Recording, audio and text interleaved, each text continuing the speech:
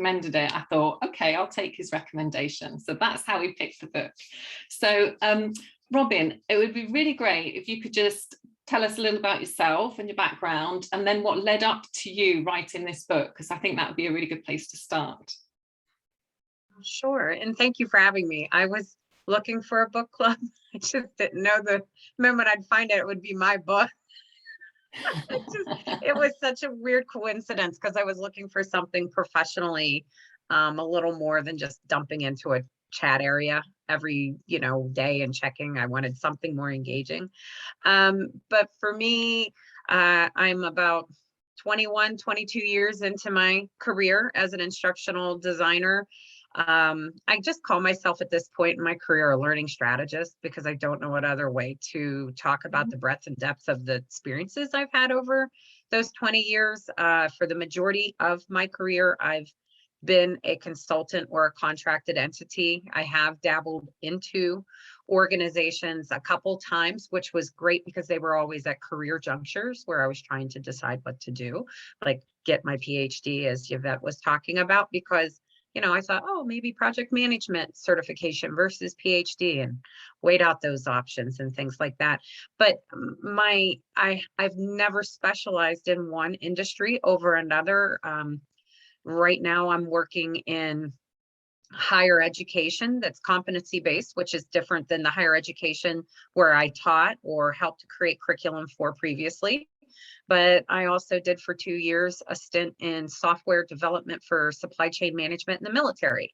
And I worked in pharma, and I did financial, and I did insurance. And I think one of the coolest things I ever did, which was a really weird project, was it was for a person who is an animal control agent in California, and they wanted to create a off-the-shelf training product for property managers for pets and pet care, and they needed angel investors, so they hired a company to do like a prototype, and I was the person who got to create all the characters and like design out the video game look of it. It was so like you get to do, and then you get to do other things. Like the most challenging thing I just did was 2 nonprofits that are competitors in the same space, and I did a feasibility study on their partnership to deliver educational training and career awareness to middle school students. So it's just been such a ride for 20 years. I'm continuously, I really appreciate Chanel saying I'm still learning. I learn every day. I don't know how we don't in this field. You learn the topic and you learn something new about how you could have done it differently. So there's all these great things out there. So the microlearning piece was Dr. Carl Kopp and I, and Carl and I know each other because Carl once was my professor at the university here in Pennsylvania, where there's a master's program in instructional technology. And we've done research over the years on how long it takes to develop training. And one time we were just sitting down and we were commiserating, having lunch, and just like, what's the thing in the field right now that's driving you nuts when you're working with your clients? And I'm like, it's the microlearning thing. And I said, everybody just wants to approach it in this cheap, commodified way when it's not really that. It's actually, I'm a big believer in performance growth and development and behavioral aspects of people. It's what I studied actually when I did my dissertation, was the problem solving capabilities of instructional designers, how our own innate need or ability to solve problems drives how we create solutions and how we set up for success to become, maybe continue to be a novice instructional designer versus modeling more expertise. So for me, it's always been about the affective domain and that taxonomy of learning how to build behavior aptitudes and those types of things. So Carl and I started talking about how we can't pin down what everybody thinks microlearning is, what the benefits are of it, and what you would really be doing if you were intentionally thinking about incorporating it as part of a solution. And that was the impetus behind the book is let's just do the basics. Let's help everybody have a little bit of foundational information. Let's not get all lofty and esoteric about everybody does that in their books. There's enough of it out there. Let's really just try to be practical people about something here that's got a great potential for us, you know, as it trends, and it keeps trending and is continuing to trend. So really it stemmed out of frustration of client management, the inability to help them understand, because they had their own conceived notions, because the word micro just instantly makes people think different things. Like micro is tiny, so everything is just needs to be shortened. And because we shorten it, we shorten the time, we shorten how many pages, we shorten the budget, we shorten how long you get to develop it, we shorten everything. And that's not the reality of it, because how are you supposed to do the great job that you do to affect this change you want in this individual or group of individuals if you're not given the appropriate amount of time?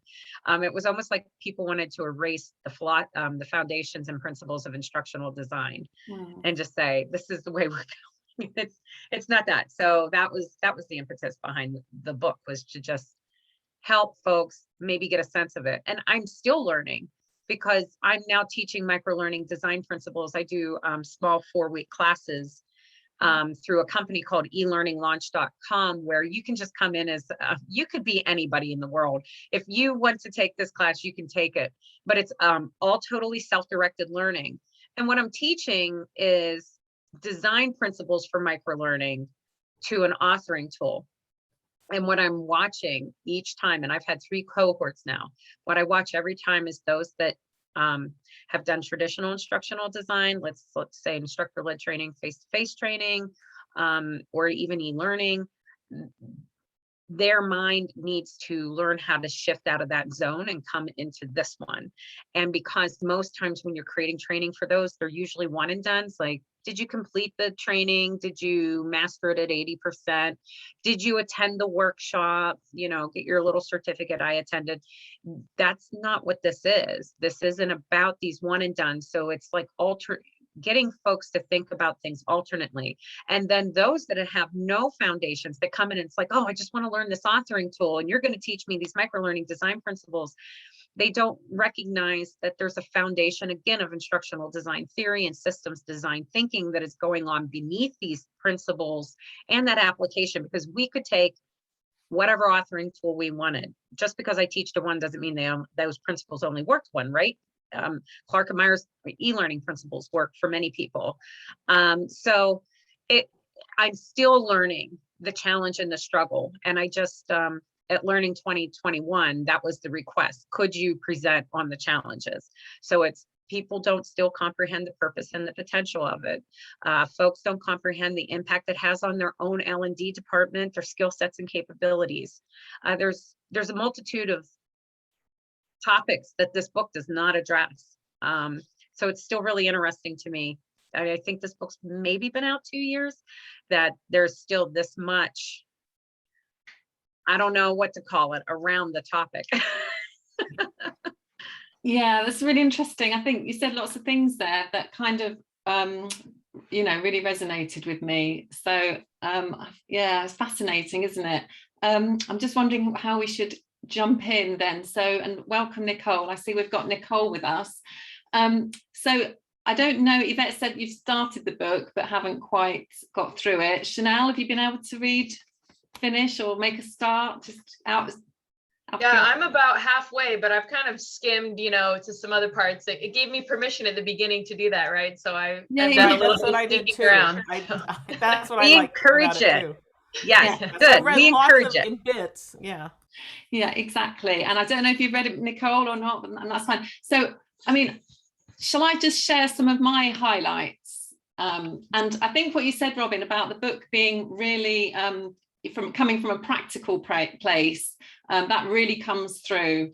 And I think that's what I liked about it. I liked those little tables that you had, and you know, the questions. So and just talking there about kind of the philosophy of microlearning, that's exactly what I got from it. And I wrote down, when I was reading and making my own notes, I wrote kind of my conclusion that what you're saying through the book is that microlearning is more about a methodology than a piece of content. You know, microlearning isn't just something that's short and sweet. It's the whole, all of the science of learning practice. It's all of that, as well as being then condensed. So, and I also, what did I put? I put, yeah, just because it's small doesn't mean you can't think big as well. And what I really liked from the book was some of the case studies that were whole learning programs, like whole initiatives, but delivered through microlearning. So just because it's small, it doesn't mean it's just suitable for, you know, pre-training or post-training. It can be the whole thing. So I thought that was interesting for me to think you can still think big and have a whole, you know, learning implementation delivered through microlearning. And I think there was one case study where they used an email campaign. So it's just using all those little, that's like a push example, talked about push and pull as well. So yeah, I liked the 4. I'll just whiz through some of the things that I liked. And if anyone wants to jump in, do jump in. And to say, I will probably put some of these onto a little infographic if Robyn's happy with me doing that. I didn't have time to do that for today. But yeah, the 4 questions that are good to ask before you jump in and create microlearning. So it's, will it supplement the current training? Will it reinforce the training content? Will it augment? So maybe if you learn about how to sell, will it then give you practical opportunities to practice that? Or will it remediate poor or incorrect performance? So it's supplement, reinforce, augment, or remediate. So it's having an awareness at the beginning of what the purpose of the microlearning is. And I really liked the 6 use cases that you use in the book. And I don't know how you did it, but you had 6 Ps. So really easy to remember. And some of them are like the typical things that I would think of, like post-instruction, preparatory. I think they're the obvious ones. People think, oh, you know, we've got some training come up, we'll drip feed some teaser information. There's preparatory learning, get people in the mindset, give them a question, you know, so they come in the right zone. That's something that I've used. I've done the post-instruction, but things like the pensive, what a great word, just to get people to think more and to think more deeply about things. And actually what I was finding interesting when I was reading some of these is that I could see examples of them, sometimes in things that I'd done or seen other people do, but maybe it hadn't been intentional from my part. So I think a lot of understanding microlearning is just building that intentionality into the design. Okay, so yeah, so that's some thoughts. Oh, and another thing I wrote down, I don't know if this is no, this probably isn't a quote, this is my summary, but I put that microlearning doesn't, because it's micro, doesn't mean it's necessarily easy or rapid. So that was a little something. And also sometimes, yeah, some microlearning fits into an employee's daily workflow. I think not everything, because sometimes, you know, you can use a team meeting, you can have a discussion that might only be short in length, using, I don't know, a short video or something, and questions. So that's still micro, but it's not built into like the flow of work necessarily. So so what else? Oh yeah, I really liked the microlearning map. So that was just like a little table, and 4 headings. So when you're designing something, so it's called the microlearning map with learning method. So you put what the task is, what you need people to do, what the performance criteria are, what the objective is, then the motivational element. And that was really critical, wasn't it, Robyn? The motivational element, you know, what's going to motivate people to do it. And then finally, only when you've gone through those columns can you come up with the method, you know, what's the right method that's going to fit with each of those. So yeah, and then the push and the pull, yeah, that was quite interesting actually, because I think and it's interesting again, because I've implemented things and not thought of them as microlearning. So for example, you know, when in my last corporate role, we had, you know, everyone that started in a particular department had to use a software, and it was a big database, and they had like a manual that was that thick, that was horrible. Nobody's going to read that. The new starters were meant to read it, and it's like, well, obviously we know that's not great. So we trained up somebody in that department to use Captivate, so she could do screen recordings, she could do the tasks, record it, and then just save it. So when they looked up the notes online, their procedural notes, it would have a little video. So that was like microlearning, but I kind of didn't think of it at the time. We just knew that was the way to go. And I think and I'm jumping ahead because obviously the last chapter of the book is where you talk about evaluation. And I was like, yeah, actually, if I could go back to that scenario, then you'd put in some metrics of how long the training took and how effective it was before you put in the new system. And then you measure it again after, and then you can say, hey, look how great my team are. We've saved you all this time and money. Whereas I was just do stuff. And then you don't always get the brownie points, do you? Because people don't know you've made an improvement. But anyway, so that's an example of pull, because people are in the system, a customer's on the phone, they have to do something, they don't know how to do it. So they just read the notes that come up, play the little video, and like, oh, okay, that's how I update that record. They pull the training. So I think pull training is going to be much more the future than it has been, because of all these walkthrough software. There's a lot of software out there now, isn't there? Robyn will probably know a lot more than me about different software platforms for walkthrough tutorials. So I don't know if Yvette and Chanel or Nicole, if you've got anything you've read so far that you want to share that you've liked.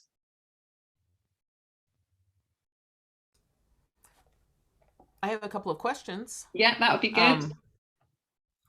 And Robyn, when you were talking about at the beginning, when you were kind of introducing yourself, you mentioned about the different, that you really like the performance growth or performance type of measurements or performance type of learning that you put into the systems or whatever. So, and then you mentioned it didn't really matter on the software platform, but do you have a preference for a software platform? I don't know what you use in the UK as opposed to, if it's anything different than here, but a platform that you like to do besides an LMS or something, or does it matter? No, it doesn't matter, because what becomes the challenge is sometimes we're doing something more novel, like the email campaign. Their challenge is that email's just email. Everybody takes it for granted. Nobody really thinks internal to an organization, well, I need to see the click open rate and the click through rate, because the product that they had used, what they then designed, so they did a little email, like kind of newsletter, and then you could jump to maybe seeing a video off of the SharePoint site or something like that. So it was a different way of thinking about metrics and data and where they were getting their metrics from, as opposed to that one-stop LMS kind of thing. They opened it, they were this much time in it, they stopped here, they didn't complete this, they failed that, they succeeded at this. It really, it's not about that. It's about that growth over time aspect. So we've sent you repeated emails over the last 5 months on various topics on compliance or how to report abuse in a school setting.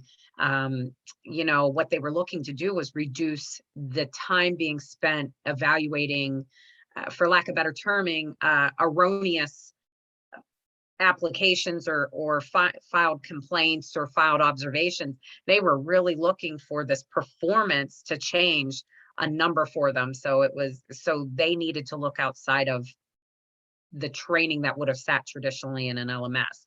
So that's why I personally don't have a preference, because it just seems like everybody is starting to just grasp the fact that they need data, and that the LMS is not necessarily giving them the data they need to show. Like, not many companies, when you start talking about microlearning, say, well, you might have to observe that, and it might be something that the manager needs to observe, so they can include it in a performance review, and that they would need to do this periodically. That kind of blows their mind, because that's an evaluative rubric. we think about these things when maybe you see a professor have another professor come in and kind of audit their class and give them feedback. But at the end of the day, these are things you're looking for. I think about diversity, equity, and inclusion all the time, because we can't observe that by you in your LMS. We can only observe that by how the dynamics of the culture of the organization are, turnover rate in employees, and exit interviews that are indicating something that indicates a trend in lack of exclusivity or diversity and things like that. And then the, attitudes and disposition surveys. So there's data there. What's the attitude and disposition currently of the organization when it comes to things like that? So that's why, again, to that question, I don't think there is a one-stop shop. I do think that there are a couple companies out there that are trying, like a Zonify and oh my gosh, I can't remember the name of the other company, but I believe they're trying to make microlearning platforms that have that data component everybody's demanding. But what I'm talking about sounds very dashboard-esque, pulling from multiple data channels. So you use the analytics from the email just purely to see the open rates and to see who's actually learning, but you don't know, there's no kind of evaluation component or something.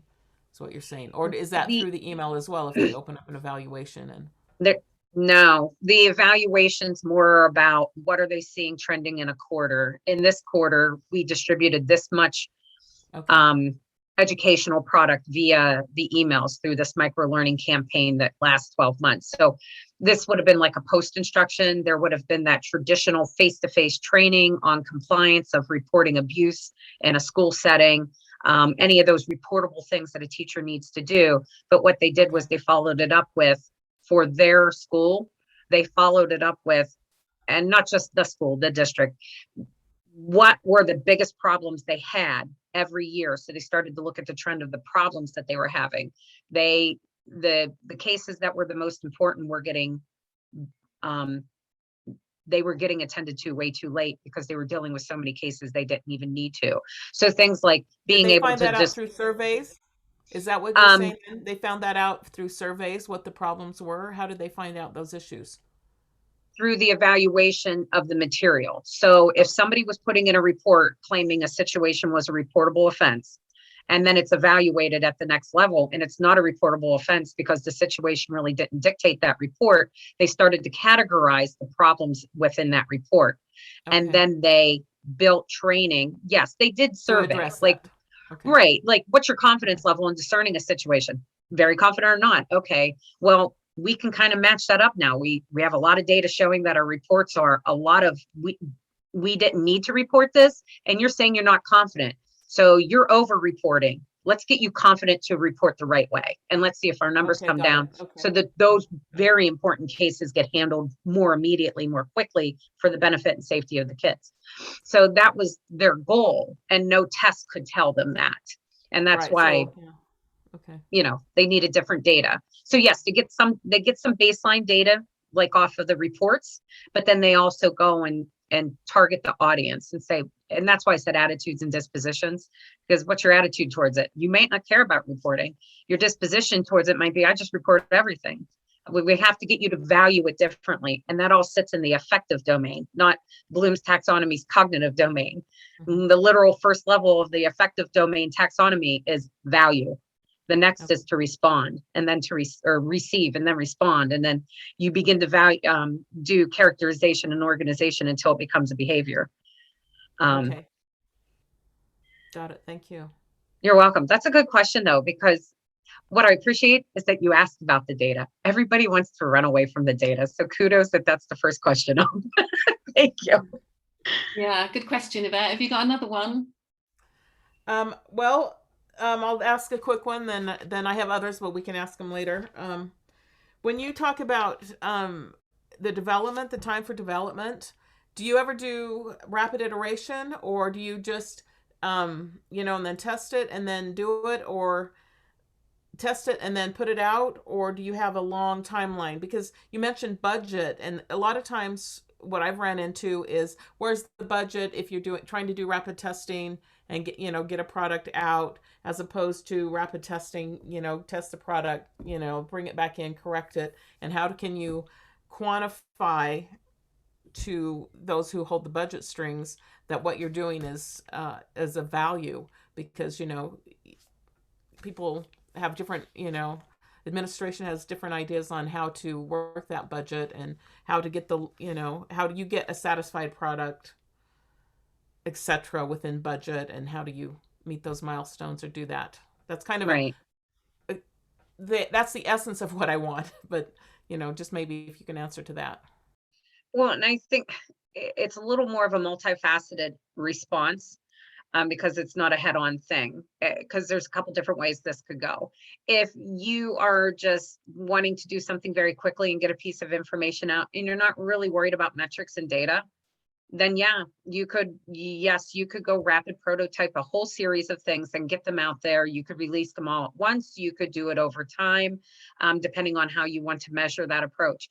But if you're really looking at it from the perspective we just described, like the incident reporting, that the reason why you're taking more time, and you're not rapid prototyping per se, I mean, well, in context, you could. So let's just look at the trajectory of something, because this is a planning and implementation issue. You want to affect change over time. So if you do not plan to, you know, a series of events that are going to help that change over time, you can't really develop for it.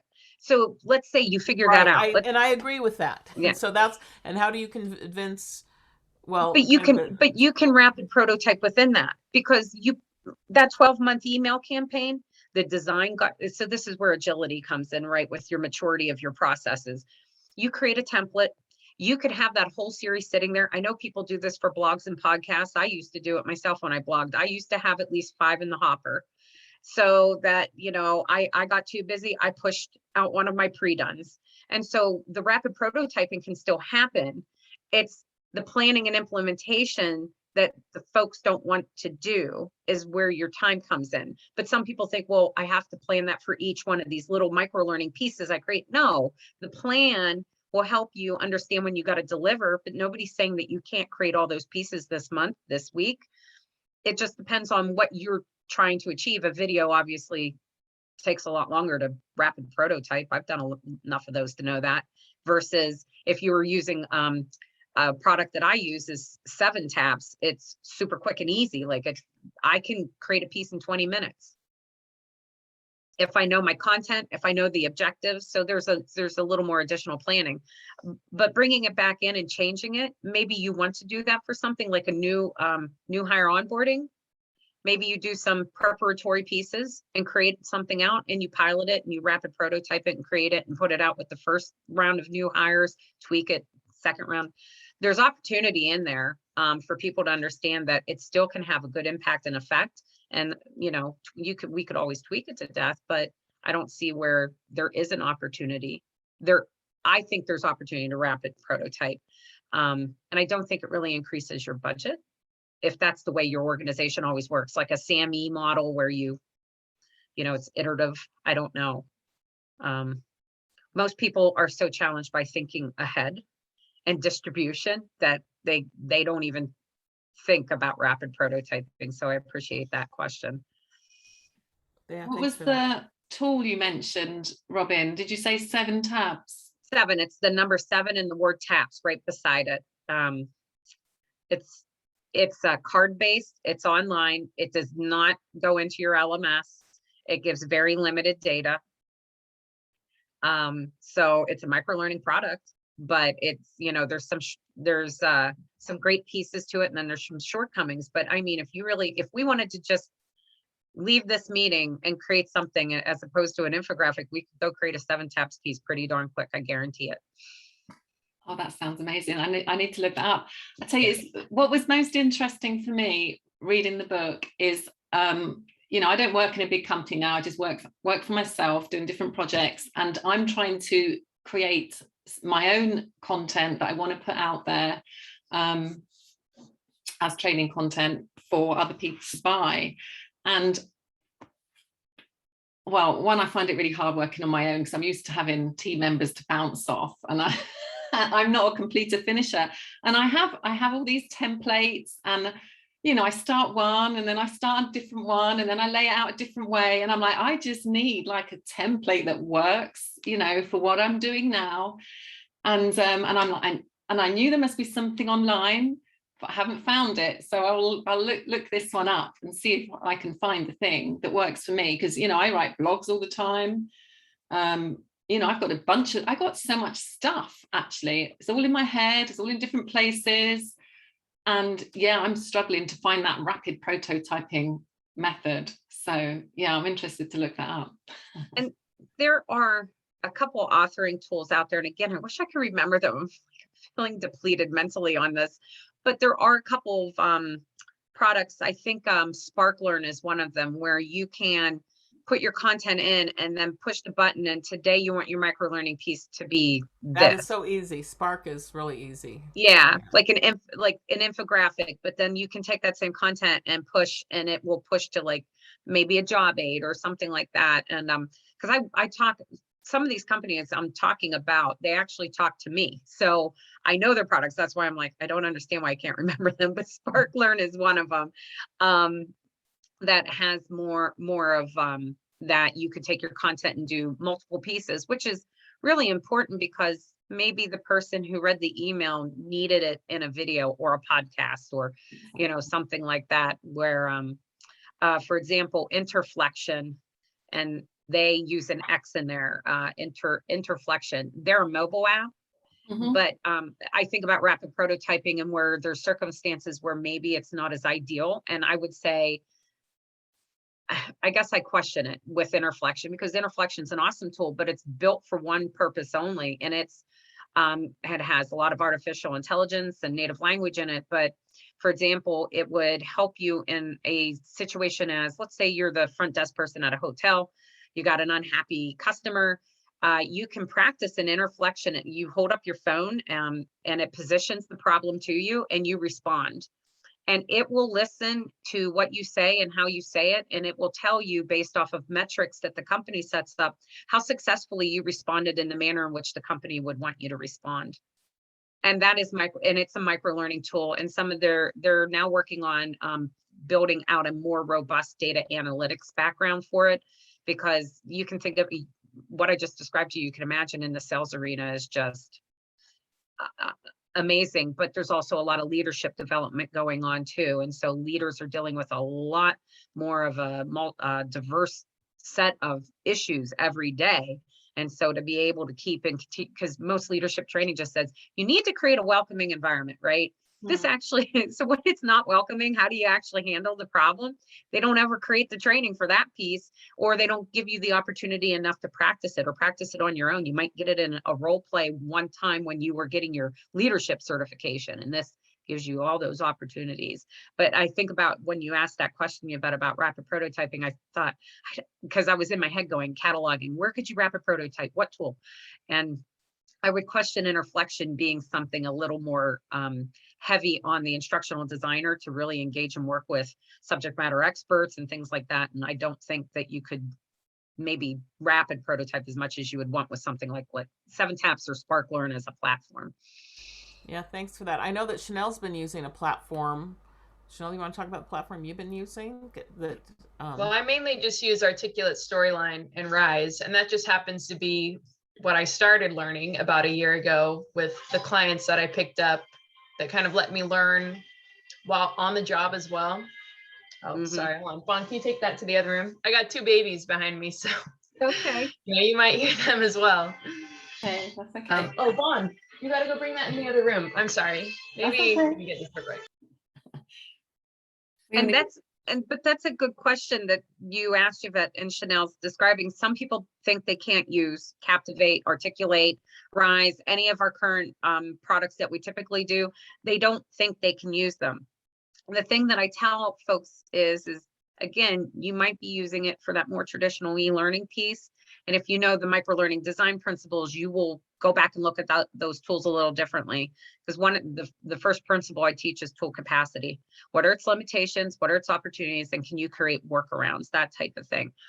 So you know, when I teach my class, we use 7 steps. So I make them look at it and tell me about the evaluative data you're going to get. What challenge does that create for you? Maybe you'll create the microlearning product, but where are you getting all your data if this doesn't have the data backend you need? Because it can't just be about sometimes when we look at products to deliver our training, we just look at the tool and what it can do. I need audio, it gives me audio. I need video, it allows me to import video. But we don't start to think about that other piece, which now people are demanding it. And I think that's where Spark Learn comes to play in a strength. They're thinking about both sides of it, not just what faces out to the customer or the consumer of the product, but the person that actually has to tell the story of what that intervention did. And so that's a critical piece of it too. All good stuff. Any more questions from anyone? I don't know if Nicole, have you got any questions? No? Go on, Chanel. Oh yeah, I had some too. And I know part of this might be, maybe I sound a little bit naive, I guess, as I'm still learning, but from my perspective, as someone who almost never gets evaluative data, where I do a lot of e-learning designing and developing, and it gets sent out to a client, and I'm just one of those, you know, contractors that does that work, and then it goes to someone else who's probably a little bit bigger, who's managing and probably looking at that kind of data. But for me in my position, and I loved learning about this at the beginning for microlearning, talking about the learner's preferences for learning, the environment, the timeline, the budget, and what would you suggest or feel like in your mind are questions that I can ask when a client is asking for microlearning or something else, but questions for me to get a feel for their culture, because it seems like that's really important. To how are they already receiving training, and what are some questions I can ask to get a feel for if that would be a good idea for them, right? Sometimes I'm providing advice and I don't always know, right? I would just refer them to someone else, but. Oh, this is a good question, and it's a big one, because I'm sitting here going, well, I wrote a lot of articles towards exactly what you're asking about. Yeah, and it probably depends a lot, you know, but. Well, it depends, but if you have the skills in hand, you kind of know where to go to ask the questions, right? You as the contractor are still trying to be the consultant, and that's, I don't care what seat we sit in as an instructional designer. By nature, I believe we are consultants at heart, because if we don't do the good at question asking, we're just being order takers, and order takers are not typically what we want to be. We want to be people that, you know, revolutionize. Yeah, because it could be better, right? Like, yeah.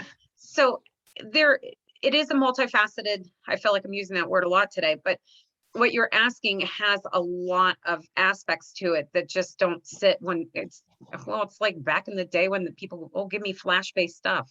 It's just the new shiny thing. So I want microlearning. It's the new shining thing.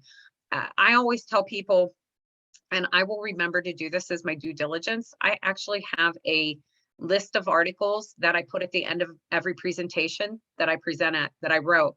But the first thing is, what's your purpose and potential? I appreciate the fact that you said about the culture of the organization, because it was in my last article about push and pull, because I did about informal and formal microlearning.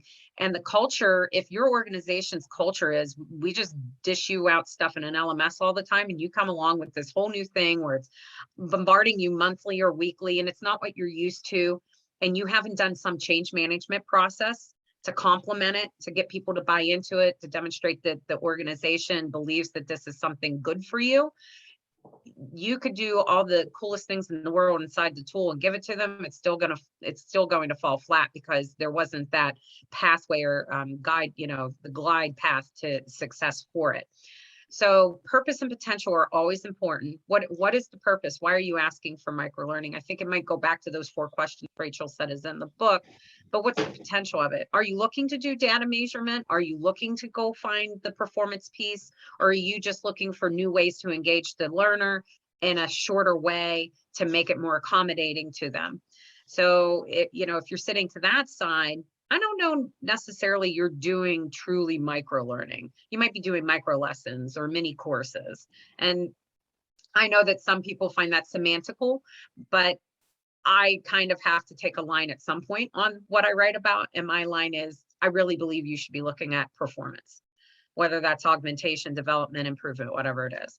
But if you're not, define it something else, but make sure that your organization understands unilaterally what that is. Because the next hurdle becomes, you all inside the L&D department understand it, but the stakeholders outside don't know what you just did. Why does that mini e-learning course not have all the information in it? What? And no joke, pharmaceutical companies, I had 2 vendors come forward and like, we don't know what to do. I said, you didn't get the buy-in. You didn't do change management. You didn't champion it. And I said, I don't like telling you, you didn't do these things, but this had a change management component. And because you didn't help them understand that this e-learning product was micro and this e-learning product is traditional, they wound up giving you all this feedback that turned it back into your traditional e-learning. So that's what I mean when I said this is a multifaceted question. So when you're talking to them, you hit the nail on the head. They have to understand their culture and what they want and what they're trying to do, purpose and potential. Do they just want some new ways to get at the learner? You can call it microlearning if you want, or micro nuggets or something. Other things that you might be asking the client, if they're not to the data side of anything, are they looking to like overhaul? Like for example, a lot of people go after their new hire onboarding training they've been chopping up into microlearning because it helps the new hire get into their seat and actively participate better. And they totally do these different approaches where you get all these pieces that you had sent a room for. You get them in these little bits over time as you're sitting in your seat actually doing your job, and they attach them to mentoring programs where you get to shadow another employee in your department and you get some mentoring and advising from your direct manager. And those models work differently. I'm trying to think of other questions you might want to ask. Because if it's just going to sit in the LMS and it's just going to be there like any other thing, and it's not part of a plan for distribution, like a marketing campaign, that's really what I tell people to think about. Is that's what microlearning is. It's like a marketing campaign, because over time you're doling out information. I don't feel like I answered your question very well at all, Chanel, and I apologize. No, I feel like I learned a lot from that. And I know part of it is I need to go back and reread some of those sections that I was thinking about, just from my limited perspective. I don't feel like I see a lot of these overall things, right? I participate in a very small niche, but I think this helps me. And I want to now look up all these articles, right? I think that'll help me too. So, right. Well, and I've been in your seat. When I started out, one of the first things I learned to do was go back and say, because all of a sudden it was all this scope creep, right? Well, what's the budget? How many screens of interactivity? How many drag and drops were we permitted? I mean, did I just make myself sound like I was from the early 2000s when I designed e-learning? But but that's what it was. And that's what started to make me realize, even in my seat as a creator, I had to ask questions about the project overall scope. Because it made me better at doing my job, or getting craftier at creating workarounds, or, trying to fit something into that tight budget that, they're really expecting gold from. So I think you're on the right path with exactly what you're doing. Oh, thank you. Yeah, just to jump in there as well. I in my last corporate role, we designed a form. So whenever a manager or someone from the business would say, can we have, and it wasn't necessarily microlearning, but usually they'd come and say, can we have some e-learning? Because they saw our e-learning, go, oh, this is great, we need that. And so they'd come and say, can you build something? So because sometimes it wasn't the right answer or not the right thing, and we wanted them to really think it through. So all those kinds of questions, like what's it for, what's the change, and we just put them all on a form. And obviously they couldn't answer them, they wouldn't, it would blow their minds, but we could talk through it with them and coax it out of them. And it was just like a prompt. I'll see if I can dig that out, my old form, because it might give you a starting point of some questions, and then you can throw in all extra ones that are specific to microlearning as well. Yeah. And there's a lot, to your point, Rachel, there's a lot of those, because I've done that before as well, where I call them intake forms, because it seems more business common to say that, but it does make them stop a second. And I think the thing I'm not saying, and maybe you're not saying either, I'm a big fan of protecting the L&D department. So I create those things because we don't know how to say no. Exactly. And we get burned out. We get burned out. And so that book was my first step and effort in stopping the burnout. And then these kind of conversations also help. So those forms, like Rachel said, it helps them to stop and think a little bit. Like, is this really the pathway we want to go? Or are we at maybe potentially draining a resource for another project in another department that could have a bigger impact on the organization. But we came over here and said, chase these 3 shiny new things, right? So yeah, and if you research, I know you can also, I hear Rachel saying she'll give you one, but I know you can also do like, I mean, if we give it the technical term, it's a needs analysis, right? But you can find people's professional needs analysis as commodified to talk the language of the client. I have some of my own generic ones myself that I use, and I agree they're really great tools. Even if you just don't give them to them directly and you use them as like an interview piece, it really does help. Yeah. Any more questions, Chanel? I do actually have a lot of questions, but I know we can also do other discussion items and stuff as well. No, you go. Let's have another one. Well, this was kind of in conjunction with your book, Robyn, but also in conjunction with what you were saying earlier about modeling the expert designer. And I think in this book, right, we get a model of kind of how an expert designer would go about designing microlearning. Right. And I love the tables and things, stuff like that is very helpful for me. And just, I guess, as someone who has done microlearning and then a lot of other kinds of learning, and this is, again, also maybe kind of a broad question, and there's types of answers out there, but from your perspective, what are some of the things that these expert designers are doing that a novice designer could start to look at or notice? And maybe that's kind of broad, so just some of the things. That's a really good question. I don't think I've ever been asked that. I'm sitting here going, boy, I think the first thing I want to say is the 30,000 foot view. And I didn't really realize that until I was in the field for a while, that I was starting to put these like blinders up almost around what I didn't do. Somebody else is managing that. But I kept needing to accept that whether we like it or not, we have to be a little bit of a project manager. We need to be a little bit of a consultant. We need to be a little bit of the solution maker, the designer, because some folks get divided up, right? Some folks are just the designer. They create the solution. They're the learning architect, I think is the term nowadays. And then somebody else is parse the work and they develop it. And what I started to learn as I did all these different roles was, if I knew a little bit about the other thing, I could ask a better question. So if I had to go back to the designer and say, you designed and built this blueprint to go a certain way, but I can tell you with the tool we're going to use, it's not, but here's a solution back that I think will still achieve what you were trying to achieve. You were trying to get them to do this, right? We can do it this way. And then you might find out that it's even cooler than what the architect thought. And so that's that whole look of the process from soup to nuts. So from the beginning of why did they want it to what's it supposed to do? Not everybody, but a lot of people stop right at the consumer of the product. That's all it's supposed to do. Well, it's supposed to do something to them, and then that affects another thing, right? Sales, compliance, safety, quality. That's where I think an expert can see all of that, but an expert also, to me, can see risk. I'm not trying to be any form of egotistical, but one of the things I get told a lot is I'm predictive, and not I'm predictive. The things I tell my clients are predictive.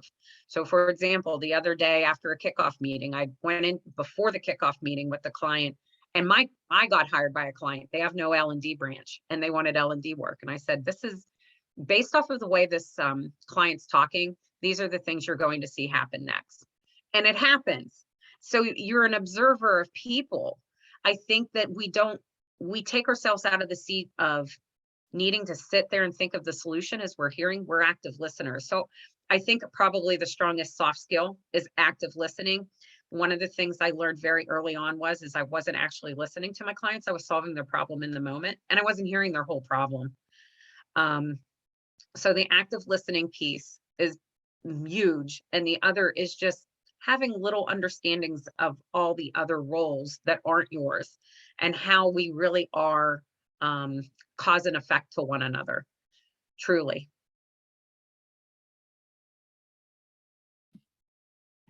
I love Oh, that. thank you. Yeah, no, that was great. And I love this idea of, those soft skills, right? You said active listening. But then also to predict, like, these are the types of, things you might run into or obstacles you might have, and that cause and effect. And I don't know if I've always thought about it, even though that's kind of obvious. I'm not creating this just for some person to take, but for them to then do something else, right? I think that helps me just think a little bit broader. Right. Because it's contextual. I think sometimes we get so focused on our design and making the experience within that moment be the thing. But if we think about the context of where it actually goes, them sitting here at their desk, or them talking to a physician to try to persuade them to purchase, or, have their medical office provide a certain drug, there's a context that we have to think about. And whatever we build here is that experience. Can they take it into that context and be confident with it and apply it and do those things? Like the leader, we're having a difficult conversation, and, can I actually handle it? Or am I going to go, well, my training told me nothing. I'll just stare at you like this right now because I'm so mortified about how I handle this. And I'm rapidly trying to think how I will handle a situation. So those are some of the things. I don't know if we get those opportunities anymore. We used to be able to go do what was called ride-alongs and things like that and experience the end consumer in their environment. I don't know if people get to do that anymore. It was part of the process. It was fascinating.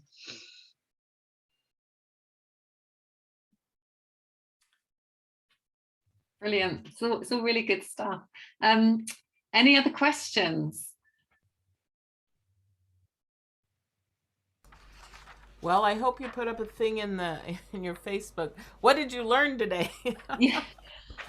Lots of things, both here and in my computer, but sometimes I like to just write and doodle on what I learned. But I do appreciate the comments and the questions. And Robyn, I liked how you answered Chanel's last question. I took a lot on that. What I really loved is what you said about the change management process. I think that's so important. I think people don't look at that as an important thing when you're trying to implement some of these learning strategies, that you've got to get buy-in and have that kind of built into the system. So that was a good ding for me, a light bulb. So thanks for that. You're welcome. A lot of these things I'm saying are based off of what never happened.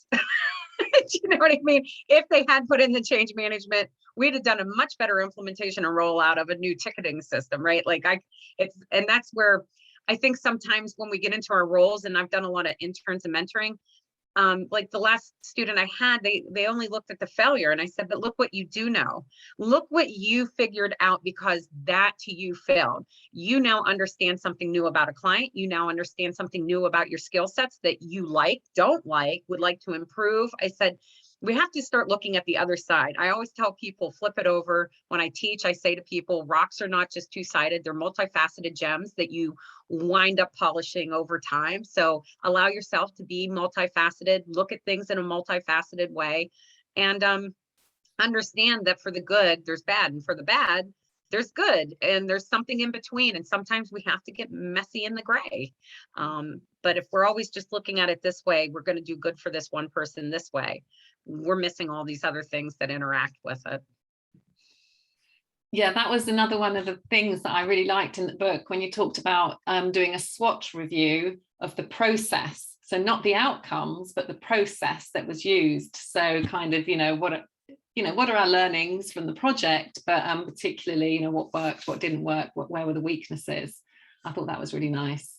And the other thing that I wrote down, which we've kind of talked about with the change management, is at the start of the project is recognizing that the more change you're looking for, then the higher the risk for the project to work, because it's a bigger ask. So all of that has to be built into the planning and the change management process. So that was a couple of things. I'm just going to share one thing that I was so happy to see in there. And that was just right at the very end, when you were talking about kind of all the different skills that are needed to do a good project. And you talk about that, the writing skills, and because I like to write, And when I was skilling up in my last corporate role, and I was skilling up my team, and they were, we were creating our own custom e-learning and so on. And I was called Red Pen Rachel, because I would just go through any. I get named Red Pen Robyn. Kudos. Yeah, I would go through their stuff and say too many words. And I think it is a very unique skill to be able to write in a very really concise way, and the writing and also the graphics. And sometimes, because we weren't full-time instructional designers, we were doing lots of different things, but we had an internal communications team, marketing team, so sometimes we'd try and get their help, and we'd say, well, can you put some graphics to this message? But they didn't get it, so they would do something that looked nice, but it wasn't instructional. It didn't aid the instructional element, and it's like, okay, they don't get it. They just do things that look pretty, nice borders, but it's not serving the message. So there are some real skills in there that I think they're really difficult to quantify. And I think you need that instructional design training. Yes, you can borrow from other disciplines like graphic design, but I think there's extra stuff there for sure. So that's something I found interesting through content creation anyway. I really like that you brought that up as a concluding point, because that is what I had to start focusing on, because again, I'm about to write an article on it actually for L&D leaders, the skill sets you need to look for microlearning, because your writing is not, I'm going to tell you this, I've got 5 screens of it, I can put 4 sentences per screen. You've got maybe a screen if you're doing it that way, or a couple minutes. Because I do collect data on how long it takes to develop training. This time around, when I did the research this last year, I actually put in a category for microlearning out of curiosity. It's not a designed well question, only because I didn't ask for distinction and product. But I did get an average seat time, and that was 6.5 minutes.